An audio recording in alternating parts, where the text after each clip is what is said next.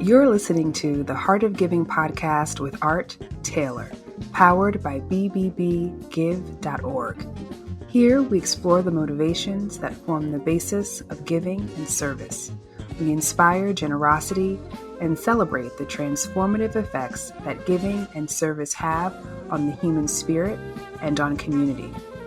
The conversations featured on the podcast also uncover giving strategies that educate and provide tools to help listeners make impactful gifts of both their time and money. We hope you enjoy this episode. Welcome to the Heart of Giving podcast, powered by bbbgive.org. Give.org is the nation's standards-based charity evaluator, and it's your one-stop source for information on giving and reports on the most asked about charities. I'm Art Taylor. Have you ever thought about how young people learn to give, or what is it about us as humans that makes us givers? Are we just born with this notion that we should be helping others when they need help? Do we think about it in terms of people maybe helping us when we needed help and wanting to give something back to those who've helped us, or be there for the others who might need help? Or do we, many of us, I guess, get this notion from religion? You know, our religion might tell us that we should be giving back to society because a beneficent deity has made life accessible and possible for us. We should be doing that as well for other people. There may be a whole variety of reasons why we give. And some of it in America, I have to believe, is cultural. In our culture, our nation wasn't created simply to have government do everything for us. We were very much into having independent action to build our societies and our culture. And so giving is just part of the American fabric. But it's also important, I think, that we give correctly, or that maybe correctly might not be the right word, but we should give with some forethought. Maybe we should be better educated givers in some cases. And what a better time to start this than when we're young and impressionable, to be able to have people around us who have sort of a heart for giving, who have information and knowledge that they can share with us so that we become effective givers. So we're going to talk with two people today who are doing just that. They are working with the younger generations to help them appreciate the power that comes from giving, to help them see how they can change community by giving, and see how they can even improve their own lives, really, by giving to others. And so today with me is Betsy Peterson and Olivia Henry Harris from the Council of Michigan Foundations, who are going to talk with me about the work they're doing to educate younger people, in particularly, on the power of giving and how to do it well. Ladies, welcome to the Heart of Giving podcast. Thank you, Art. We're happy to be here. So, Betsy, let me start with you. You have a program that educates young people about giving and how to do it well. Tell me about that program and how did it get started? Yeah, Learning to Give is a resource that any adult may use if they're interested in helping young people learn to be generous and to use their voice and skills to make a difference in the world. Young people do have a natural tendency toward giving. We see it when toddlers share their Cheerios with us. We see it when they mimic us when we're sweeping. They want to help. They want to help mow the lawn with their toy lawnmowers. They have that natural spirit. There is also a formal knowledge about philanthropy, and Learning to Give has resources that help adults teach those skills, the knowledge, and the behaviors that empower youth voice. And we start as simply as giving language definitions, talking about community and the ways we act in community through literature. Lots of great diverse books have great talking points about those kinds of skills and knowledge.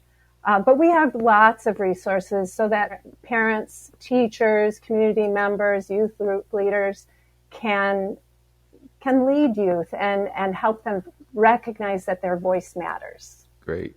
And Olivia, you have a program that actually teaches young people to be grant makers. I would love to hear a bit about that and how it got going. Yeah. So, at the Council of Michigan Foundations, we're a membership association for philanthropic foundations. And so, one of those types of foundations are community foundations. And within those community foundations that cover every single county in the state of Michigan are also those youth advisory councils. And the whole purpose of those youth advisory councils, there's about 86 of them across the state. And the whole point of them is youth granting to youth. They are directing those funds in the endowment they have to projects, resources that they think are going to be impactful for youth. And as youth, making those decisions to where those funds will really go. Along with the grant making part, they're also participating in actual development and leadership development too, so that they can have a well-rounded approach to how to do the grant making. Fantastic. I mean, these are two programs that I'm sure a lot of people, maybe outside of Michigan, don't know a whole lot about. Now, Betsy, you mentioned to me in our setup to the conversation today that your work also extends not only in Michigan, but around the country and maybe even around the world. How does that work? Well, we are internet-based and free open source. It was important to us that all youth are exposed to the skills of philanthropy. So though we started in Michigan, we made our resources available nationwide, but then there's been a lot of interest internationally. And so we've just expanded and we have about 1 million users every year visiting our site and using the variety of resources. Wow. So, Olivia, when you go to reach out to young people, what do you say to them to get them connected to this? Is it a hard sell to say to young people, hey, we're going to put some money in a pot and you have to decide where it goes? It's not a hard sell once they know what it is, and once they know they actually have the voice and the power to direct where these funds go. It's really empowering also for them to know that they can do this and make a difference in their communities that way. Yeah, once they know what it is and know that they can commit to being able to really lean into it and be effective, people really love to get involved. So how old are the people or young people that we're talking about here? So majority of them are 7th to 12th graders. Okay. So when I was in 7th to 12th grade, I would have said, you can put it in my pocket. You mean I can tell you anywhere I wanted to go? Well, I'd raise my hand. You can put it in my pocket. But but actually, I would imagine that when they get to really understanding the importance of what they're doing, they can see that there are things in life that are bigger than them. And I just think that's so important. That message can't be emphasized enough, that humans live in a global community, and that when some people are struggling, most of us are struggling. We're struggling too in different ways, and that we should be there for people.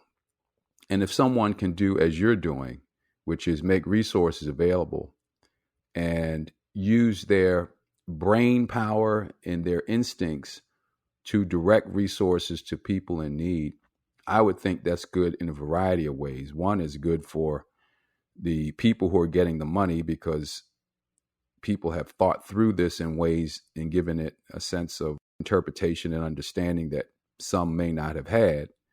And more importantly, the young people too are understanding the power that they have when they can make these kinds of decisions to affect their communities. So I think that's terrific. Well, 7th grade is pretty young, but Betsy, you're dealing with parents who are older, but maybe their kids are even younger than seventh grade, I understand. Yeah, that's right. Even the youngest children have opinions, have a viewpoint, and it's a common misconception that youth don't care about their community, but they have giving hearts, and I know Olivia sees it too. When they see that their voice matters, they really empower it. They really take hold and do something great with it. I'm thinking of a group of third graders from New York City who were feeling a lot of stress about an oncoming testing season. And this is the time of year when lots of schools are doing testing. And the teacher just said to them, "Do you think other people are feeling this way?" Well, they did a little bit of research. They found out lots of kids of different grade levels, different neighborhoods were all feeling this stress. So they did a little bit of research and on their own said we should be doing yoga, we should be meditating. And they learned about the impact of squeezing a stress ball to relieve tension. So as a service to other kids in their community, they made stress balls, taught yoga and meditation, and were eager to share that out. And then after testing season was over and they were reflecting, they said, "What are we going to do next?" How wonderful is that? So many lessons can come from giving. I know personally, I've learned so much about communities, about the challenges that people are dealing with, and the importance of trying things, even though many times the things you're trying don't work. It's important to try. And I wonder how young people think about impact, because we talk a lot about impact in the world. Everybody wants to make impact. And you hear some people say, "Oh, I want to make impact, so I went to a dance the other day," or "I want to make impact, so I gave money to a particular organization," or "I want to make impact, so I'm going to get into a march." But it looks like young people may have a different sense of impact than maybe some other people who have been out there a bit longer, maybe a bit more mature, because they want to see the problem solved, and they want to see it solved today. If people are hungry, they want it over now. They may not have the understanding or the sense that some of these problems that we're dealing with as nonprofits can be pernicious and long term. How do we help people appreciate, young people in particular, that some of the problems that we're dealing with in society persist, and that what we're trying to do mostly is provide hope that someday we can get past some of these things? What do we say to them, Betsy or Olivia, about that? Yeah, that's a lot. Yeah. So a few things is like when I'm working with these youth advisory councils, we do still teach about sustainability with those grants and actual need, and we do needs assessments and the diversity of where the funds are coming and going to also. But when it comes to impact, we also teach about that and what it means to them and figuring it out. What kind of impact would you actually be happy with when we're doing these grants, when we're having these discussions? If, for example, a playground that is accessible for those in wheelchairs, that can make an impact. It can be sustainable. A need is the amount of people that are going to be impacted the largest. No, but you're still making an impact. It's still needed. It's still making a difference. And being able to see that difference, even if it isn't that complete shift in what is happening in the systems that we're living in, is still what I believe and have seen youth caring about overall. We teach that we know a lot of things will not change overnight. We're working out of endowments, even the way those are set up aren't meant to make complete changes overnight. But building at it, working at it step after step and continuing that kind of pathway and pipelines to having more people involved in making those differences will grow how many people are caring about the changes. And that way, hopefully making the impact in those ways too. As go ahead, Betsy, if you wanted to say something too, go ahead. I did. I was thinking about how we learn from our mistakes and we grow from them. We also learn from our successes, and kids get little incremental successes that show their voice matters when we do a lot of different activities and opportunities for advocacy and civic engagement. Those are all little successes we build, and those can be incredibly meaningful toward impact. Do you all also help young people understand the importance of accountability and ethical behavior on the part of organizations? Obviously, that's the world that I operate in. We want to make sure that organizations are trustworthy and deserving of the resources that they get. I'm curious if there's anything that you do in that regard. Yeah, that's a great question. For these youth advisory councils, we really emphasize doing your due diligence in the research that for these different nonprofits you're potentially granting to. So when you're actually reviewing those grant reports, look into them, see what they've already done in the community, see if it's a new thing, but how are they trying to go about it? Is it a change that is really going to impact the community in a positive way and that's needed? And like I mentioned before, we use needs assessments too, so that you're actually hitting on what the community needs and not just the thoughts of certain people on those groups, and taking that type of well-rounded approach. So that's part of how we've been approaching that. Great. And how do we tell, Betsy, young people, really young people under, let's say, under 10, how do we talk to them about the importance of these organizations being trustworthy and the idea that there may be some out there who won't do what they say they're going to do, and we need to be careful about them? How do we teach that? And in fact, you may need to teach it to some parents too while you're at it. Well, there's a couple things. It might not be as direct as Olivia's group. And with Olivia's group, Olivia, don't we often find that the youth are harder on organizations than adults are? Yes, for sure. One of the resources that we have on Learning to Give is called Open the Door in Your Community, or Open Doors in Your Community. And we have little videotapes. So, for example, they get to know the food pantry in one community, and then we give them tools to learn about the food pantry in their own community and give them some guiding questions so they can do a little bit of due diligence. So it's a real soft ask and approach to community foundations or community nonprofits. The second thing that we do at the younger ages is teach media literacy and how to have critical conversations. So we give them some tools for asking questions, digging a little deeper, and then using some skills to push a little bit more and be respectful as they do that pushing. Now, Olivia, I'm thinking about young people working together, because it sounds like what you're doing is highly collaborative. No one person gets to make the decision about where this money goes.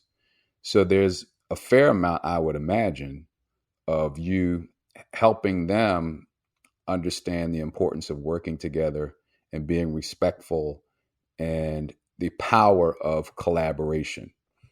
How do you go about making them understand and appreciate that if they work together, they're going to get potentially a better decision than they did if they didn't? Yeah, great question. So, one of the ways we go about that from the CMF perspective are the trainings we do every year that we offer to all of the youth advisory councils. And one of them that really covers that topic is just how to be an effective council.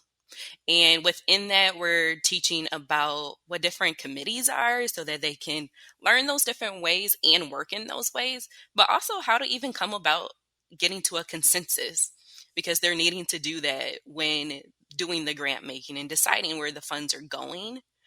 But we also teach about community engagement and diversity, equity, inclusion, and advocacy and public policy. All of those things on top of grant making 101 so that they're really using it all to impact how they're going to work together as a group. Yeah.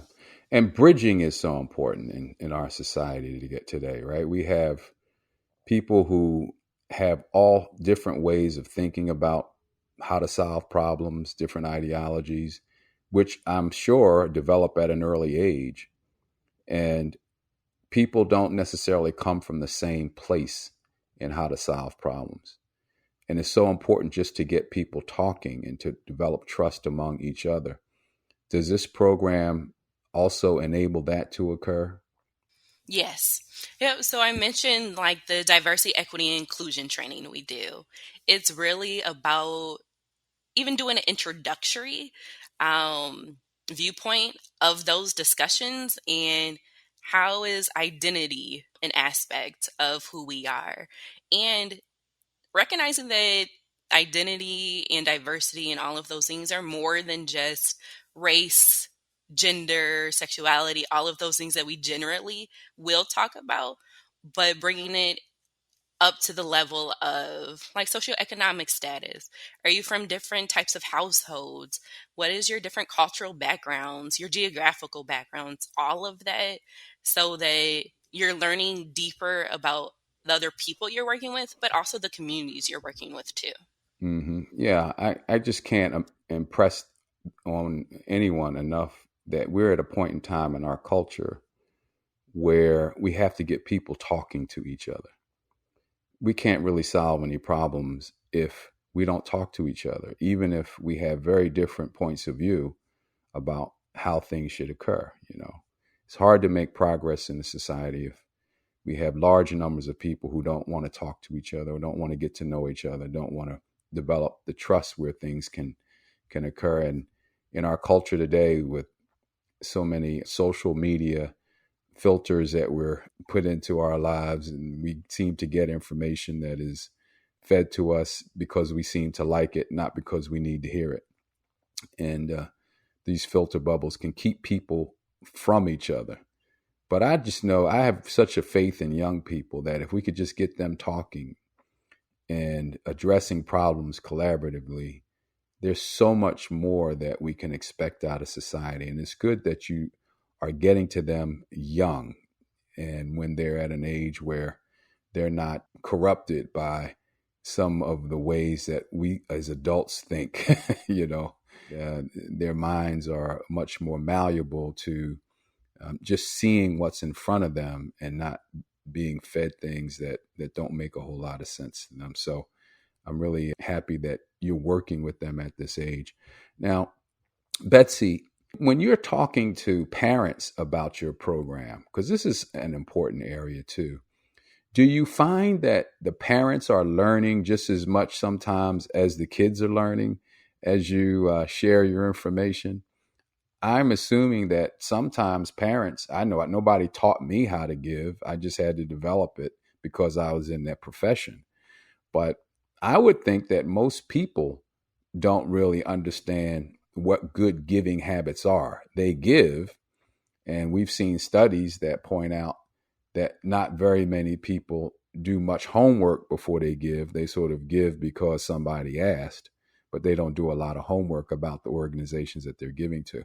So this may be some of the first information that people are actually getting, older people are actually getting, about the importance of thinking through your gift before you make it. Yes. Our resources on Learning to Give are very collaborative in that way.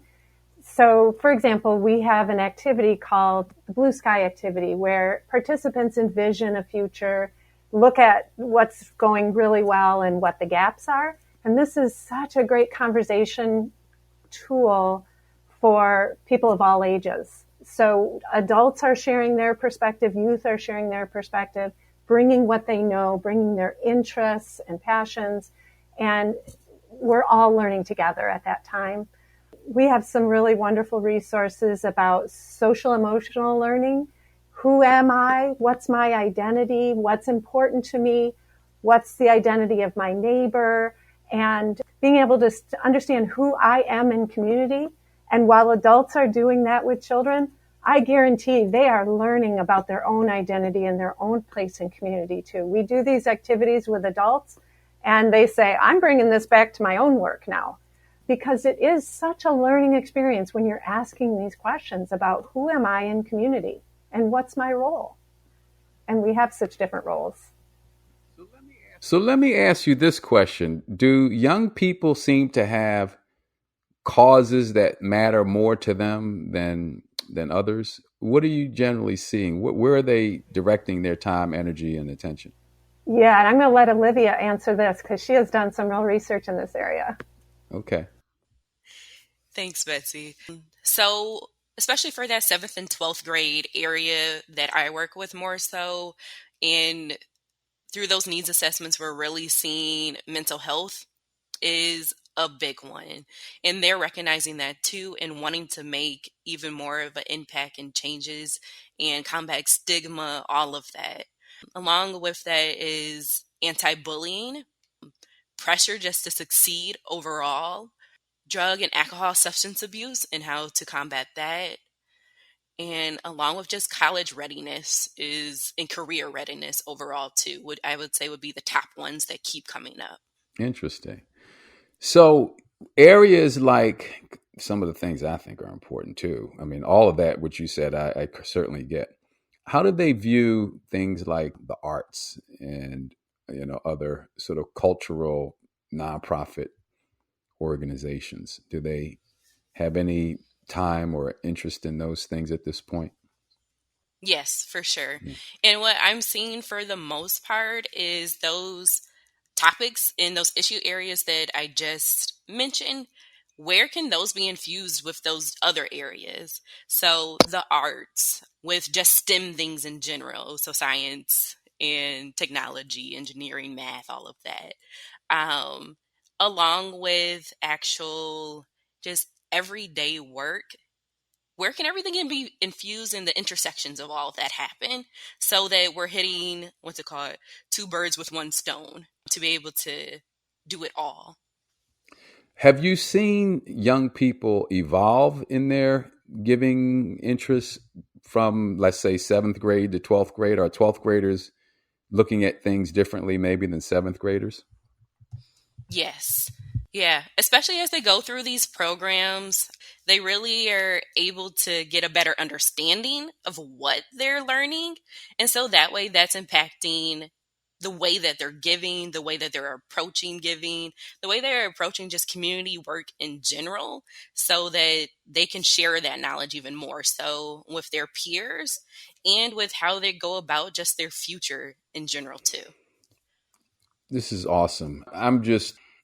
I feel so great about this work because, again, our society is supported by many, many people who give hours, time, money to organizations and to causes that they believe in. And to learn that there are organizations out there helping to facilitate this at a very early age is very inspiring to me. Let me ask you both, what have you learned from this process? Betsy, let me ask you to go first. What have you learned being director of this program for the time that you've been director? What has stood out for you as something that's so critical about what you're doing? I've learned that all kids have a capacity for learning and a passion for it. And when they are introduced to it and given the opportunity, they are empowered at a higher level. Yeah. And that's probably the biggest takeaway I've had. Olivia? Yeah. So youth aren't only the leaders of the future, they are here now making differences every day. And really recognizing that for me as I've worked with these groups more has been going up to the top of mind for sure. And if I or we, all of us, can bring more awareness to youth, their efforts, and provide more platforms for them, their voices, and to be heard in those positive interactions, I think all of that will help with the betterment of society, and especially those like communities that have been underserved historically, for sure. And that will bring us all to a better future as well. Youth tend to definitely have more openness when it comes to change, less stuck in their ways. They're more into digging into new and exciting ways to approach issues, have inherent kind of curiosity, and have a boldness in the way they approach work that I really admire and I still learn from every day. Well, listen, we're about at the end of our time together, and I want to just take a moment again to thank you both for what you're doing.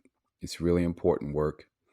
And what I'd also like to know is how others in other cities might be able to get together with you and learn from this, because I would hope that as people hear this, they may want to reach out to you and say, hey, we want to get something like this going in our state or in our city or in our community. How do they find you? Betsy, what do we tell people to do to get in touch with you or your program?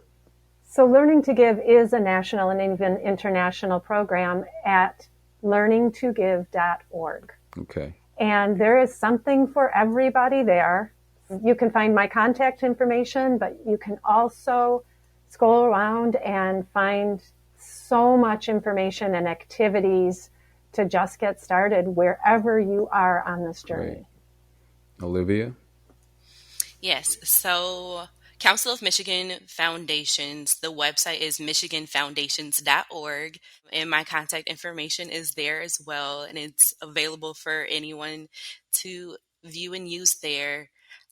While the programs I work with specifically are just Michigan based, I definitely connect with national and even international partners too. So definitely welcome those that are interested in getting these kind of programs started, learning more about it, and to reach out and contact. Well, you've been listening to Betsy Peterson and Olivia Henry Harris. They are with the Council on Michigan's Foundations, and they are doing just remarkable work. And I just want to again thank them and thank all of you for listening to this edition of the Heart of Giving podcast. And if you're listening for the first time, you can find all of our previous episodes at any major podcast platform. It's the Heart of Giving podcast. And if you're interested in supporting the podcast, you can make a donation at give.org. Thank you all for listening, and we'll see you back here next time. You've just listened to the Heart of Giving podcast with Art Taylor. Be sure to tune in next time for a brand new episode. To listen to our other interviews, visit heartgiving.podbean.com. That's heartgiving.podbean.com. Subscribe to our show on major podcast platforms. The thoughts and opinions expressed on this podcast are the views and opinions of the guests, not those of the BBB Wise Giving Alliance or program affiliates. This podcast is for information and educational purposes only and is copyrighted with all rights reserved. This podcast is protected by Podbean's terms of service.